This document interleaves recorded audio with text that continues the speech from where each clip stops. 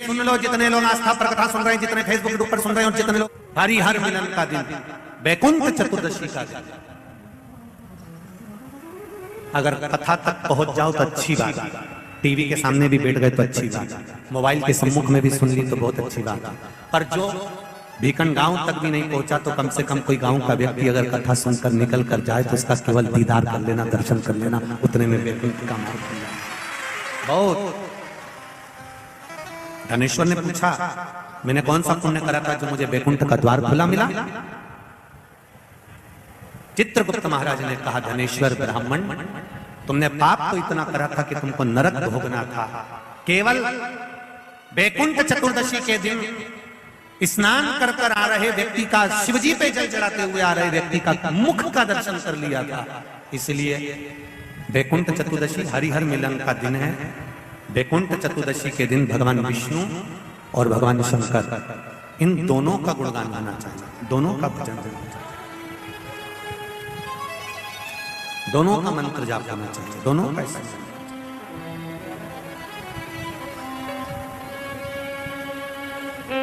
आप सबसे निवेदन है, कल हरिहर मिलन के दिन आपके घर में शिवलिंग होगा और लड्डू गोपाल होंगे। रात्रि के समय पर, शाम को नहीं, मध्य रात्रि, अगर नींद खुली रहे तो 11 बजे के बाद में,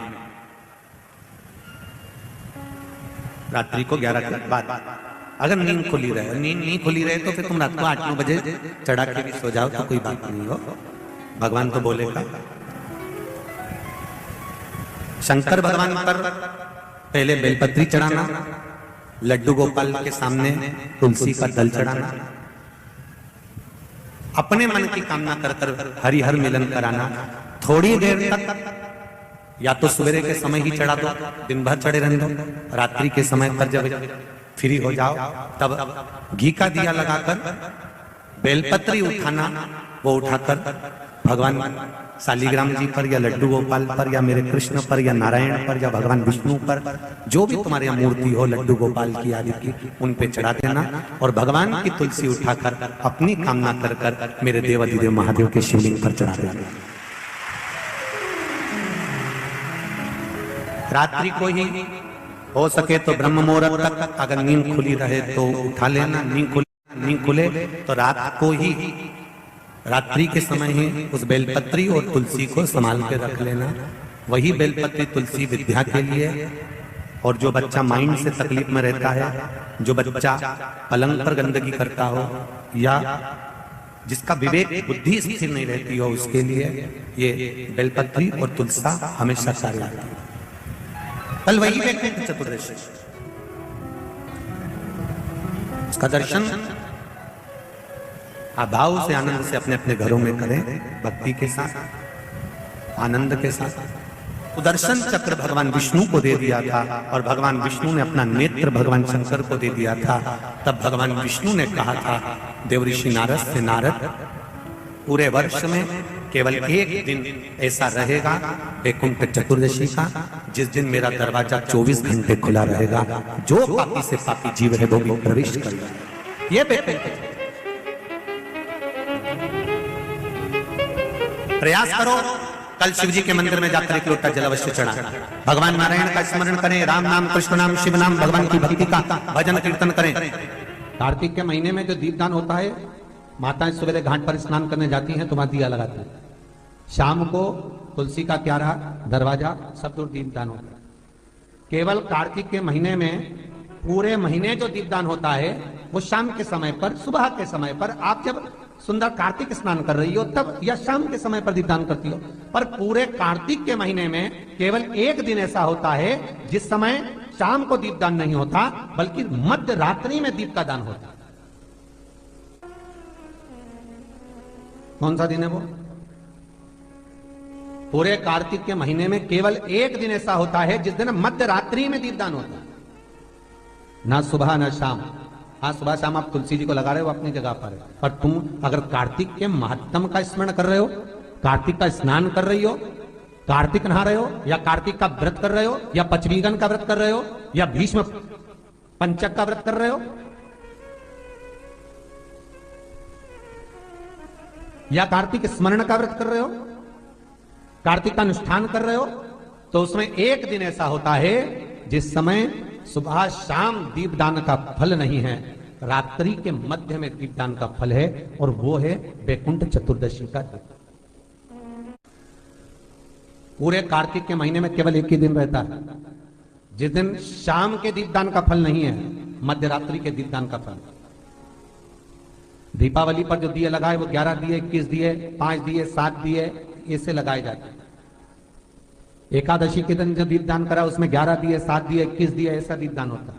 पर वैकुंठ चतुर्दशी का जो दिन है महाराज, इस दिन रात्रि को 11 बजे से लेकर 12:30 के बीच में दीपदान होता है, और 14 दिए का दान होता है महाराज। इसमें 14 दीप का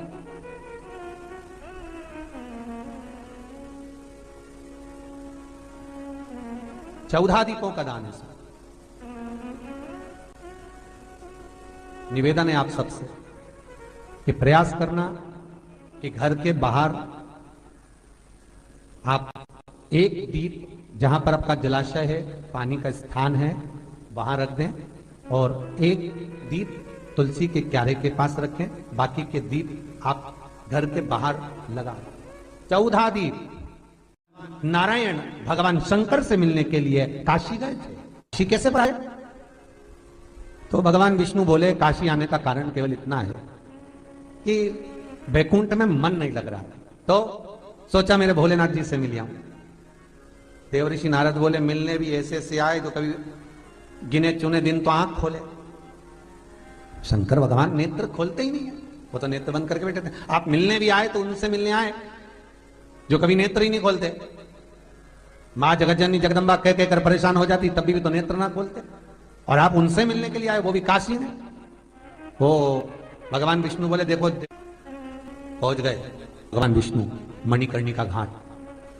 आज भी मणिकर्णिका के घाट पर भगवान नारायण का मंदिर है। भगवान विष्णु मणिकर्णिका घाट पहुंच गए, और मणिकर्णिका पर जाकर भगवान विष्णु ने एक कंकर उठाया, उसको घाट पर रखा, और भगवान विष्णु उसकी आराधना में लीन हो गए। वैकुंठ चतुर्दशी का दिन भगवान विष्णु इतनी आराधना में लीन हुए, इतने लीन हो गए कि कब दिन निकल गया, कब शाम हो गई, बस केवल कंकर को देखते रहे और गंगा का जल छोड़ते रहे। सुबह कब गई, शाम कब गई, मालूम नहीं पड़ा। मध्य रात्रि आ गई, तब भगवान विष्णु को लगा पूजन तो कर रहा हूं, स्मरण कर रहा हूं, पर दीप नहीं लगा। तब भगवान नारायण ने लक्ष्मी से कहा तुम दीप लेकर। लक्ष्मी थाल लगाकर 14 दीप लगाकर शिव के सम्मुख लेकर आई महाराज। शिव के इसलिए आज भी वैकुंठ चतुर्दशी के दिन सुबह और शाम के दीपदान का महत्व नहीं है। कब का है? मध्यरात्रि। मध्यरात्रि के दीपदान का महत्व, और मध्यरात्रि के समय, मध्यरात्रि के अनुकूल में मां जब भगवान भूल गए तब लक्ष्मी जी दीप लेकर आई, प्रज्वलित किया। भगवान शंकर वहीं पर सम्मुख प्रकट हो गए। तब जैसे देवऋषि नारद ने कहा था कि कंकर में शंकर है, भगवान विष्णु ने देवऋषि नारद को हृदय से लगाया था, तब भगवान नारायण के सामने शिव प्रसन्न होकर भगवान नारायण को गले से लगाते हैं। इसको हमारे हिंदू धर्म में हरि हर मिलन कहते हैं। इसलिए वैकुंठ चतुर्दशी के दिन हरि हर मिलन, हरि हर मिलन वैकुंठ चतुर्दशी। महाराज निवेदन करूंगा, जिसकी किडनी गड़बड़ हो गई हो, जिसका लीवर गड़बड़ हो गया हो, जिसको डायलिसिस चल रहा हो और छूट नहीं रहा हो, वैकुंठ चतुर्दशी के दिन नदी के घाट पर, नदी, तालाब, सरोवर, कुआं, बावड़ी जो हो, उसके तट पर 14 दीप लगाकर, पीपल के पत्ते पर शहद डालकर, और उसमें एक काली मिर्ची शंकर जी का नाम डालकर बोलकर उसमें चढ़ा दें। उसी पत्ते की काली मिर्ची, थोड़ा सा शहद घाट पर डाल दें, और उस पत्ते को घर पर लेकर आ जाए। जिसको डॉक्टर ने कह दिया डायलिसिस होगा, किडनी लीवर गड़बड़ हो रहे हैं, वैकुंठ चतुर्दशी के दिन रात्रि को 14 दीप लगाकर जब घाट से आए, जिस व्यक्ति को रोग है, बीमारी है, उसको वो पत्ते समेत चटा दें घर,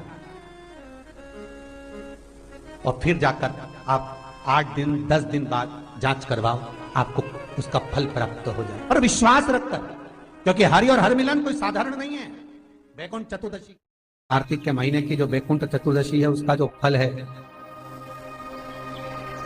कोई कितना भी विद्या कर दिया, कोई कितना भी टोना कर दिया हो, कोई कितना भी किसी भी रूप में तांत्रिकता का भाव कर दिया हो, तो सीधे कहा लौंग और काली मिर्ची रखकर, बमूल के या गुलाब के कांटे रखकर उसको उतार कर उसकी धुनी लेने पर भी वैकुंठ चतुर्दशी के दिन तंत्र विद्या, अघोर विद्या कितनी भी कड़ी हो वो नष्ट हो जाए, वो समाप्त, सुख समाई। जिस व्यक्ति की बीमारियां समाप्त नहीं हो रही हो, लगातार बीमारियां घेरे हुए हैं और बीमारियां चल रही हो, बहुत बीमारियां चल, एक बीमारी से निपटे दूसरी लग गई, दूसरी बीमारी से निपटे तीसरी लग गई, तीसरी से निपटे चौथी लग गई। महाराज वैकुंठ चतुर्दशी के दिन जब भगवान नारायण मणिकर्णिका के घाट पर पहुंचते हैं, तंत्र विद्या, देव विद्या, अघोर विद्या, रतन विद्या, सारी विद्याओं का स्मरण वैकुंठ चतुर्दशी के दिन अच्छी अच्छी विद्या सब नारायण और शिव का स्मरण करती है। हमारे भगवान विष्णु और भगवान शंकर का स्मरण, अच्छी अच्छी विद्या। तो शास्त्र कहता है जिसको बहुत रोग हो, एक रोग मिटा दूसरा चालू, दूसरा रोग मिटा तीसरा चालू, तीसरा रोग मिटा चौथा चालू, चौथा रोग मिटा पांचवा चालू, बहुत रोग से ग्रस्त है, कुछ ना करिए, एक काम करिए, 7 काली मिर्ची लो, 5 लौंग लो और 5 बमूल के कांटे, बमूल के वृक्ष के जो कांटे होते हैं, अगर बमूल के वृक्ष के कांटे ना मिले तो गुलाब के कांटे ले लो, कांटे लेकर उसको एक लाल पोटली में, एक लाल कपड़े में, छोटे से टुकड़े में उसको बांधकर, जो व्यक्ति बीमार है उसके ऊपर से हरि और हर का, भगवान शंकर का मूल मंत्र का स्मरण कर, अगर कोई मंत्र ना हो तो श्री शिवाय नमस्तुभ्यम और ओम नमो भगवते वासुदेवाय इसका स्मरण कर कर आप 21 बार उतार कर उसी व्यक्ति के सामने बाहर, घर के बाहर उस पोटली को जला दीजिए। उसकी धुआं उस जीव को लगने से जो निरंतर बीमार पड़ रहा है, निरंतर बीमारियां धीरे धीरे छूटने लगेगी। 14 दीप, क्योंकि वैकुंठ चतुर्दशी के दिन, हरिहर मिलन के दिन सुबह और शाम को जो दीप दान करा उसका प्रमाण भले ना है, परंतु रात्रि को जो दीप दान का प्रमाण है वह जीवन का सुख देगा। वैकुंठ चतुर्दशी का ये उपाय अवश्य करिए। जिसको श्वास से जुड़ी हुई तरह प्रॉब्लम रहती है, दमे से जुड़ी हुई प्रॉब्लम रहती है, श्वास की बीमारी रहती है, या महाराज दिन रात खांसी चल रही हो, श्वास से जुड़ी हुई परेशानी चल रही हो, उसके लिए निवेदन है 7 लौंग पीपल के पत्ते पर रख लीजिए और घर के बाहर 5 दिए घी के लगा दीजिए। जिस व्यक्ति को श्वास ज्यादा चलती हो, खांसी ज्यादा चल रही हो, दमा भरा रहा हो, उसके लिए वैकुंठ चतुर्दशी का ये उपाय अवश्य करिए। 5 लौंग या 7 लौंग या 11 लौंग या 21 लौंग, जितनी आप निरंतर एक एक लौंग कर खाना है, जितने दिन आप खा सकते हैं, पीपल के पत्ते पर रख दें। और वैकुंठ चतुर्दशी का जो मूल मंत्र है उस मंत्र को आप लिख लीजिए, उस मंत्र का स्मरण करिएगा। ओम हीम, हा उस पे ई की मात्रा, अम की बिंदी, हीम। ओम हरिणाक्षाय, हरिणाक्षाय नमः शिवाय।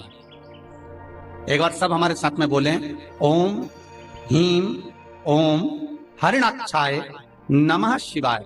बस इस मूल मंत्र जो स्कंद पुराण में वैकुंठ चतुर्दशी का मूल मंत्र कहा गया है, इस मंत्र का 21 बार स्मरण कर कर लौंग को उठा लें और उस लौंग को वापिस लेकर आ जाएं। एक एक लौंग कर कर सुबह या शाम में कभी भी खाना प्रारंभ कर दे, धीरे धीरे दमे की बीमारी में, खांसी में, श्वास में आराम मिलना प्रारंभ हो जाता है। पर इस मंत्र को वैकुंठ चतुर्दशी के दिन रात्रि को जब आप 11 बजे से लेकर 12:30 के बीच में, जब पीपल के पत्ते के ऊपर जब आप लौंग रखें, पीपल के पत्ते के ऊपर जब आप लौंग रखें, उस समय पर इस मंत्र का 21 बार स्मरण होना जरूरी है। महाराज इस मंत्र को जब, और यह मंत्र कोई साधारण नहीं है, फिर निवेदन करेंगे, यह मंत्र जीवन का सुख देने वाला है। जो मंत्र आपको वैकुंठ चतुर्दशी के दिन स्मरण करना है, उस मंत्र को एक बार फिर हमारे साथ में बोले, ओम ह्रीं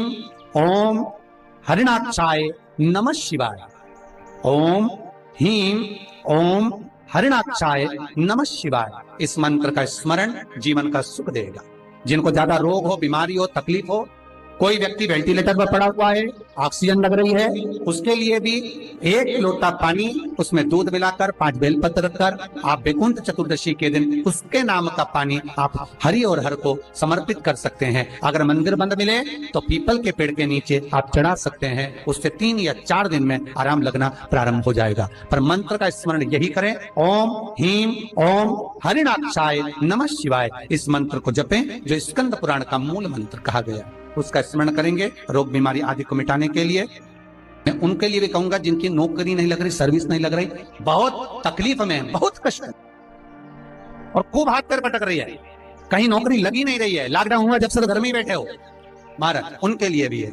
महाराज एक कमलगट्टा हाथ में रखिए, किसी जलाशय के पास में, अगर जलाशय दूर हो, नदी, तालाब, बावड़ी, कुआं ये सब दूर हो तो घर में ही एक तांबे के कलश में पानी भर लीजिए और कलश के पास में एक कमलगट्टा जो हाथ में रखा है उसको जल पात्र के पास में रखकर 7 दिए घी के लगाएं, 1 दिया चौमुखी सरसों के तेल का लगाएं। महाराज उसको रख लें और कमलगट्टा पास में रखकर जो मंत्र अभी आपको बताया, ओम ह्रीं ओम हरिणाक्षाय नमः शिवाय, इस मंत्र का जप करें। एक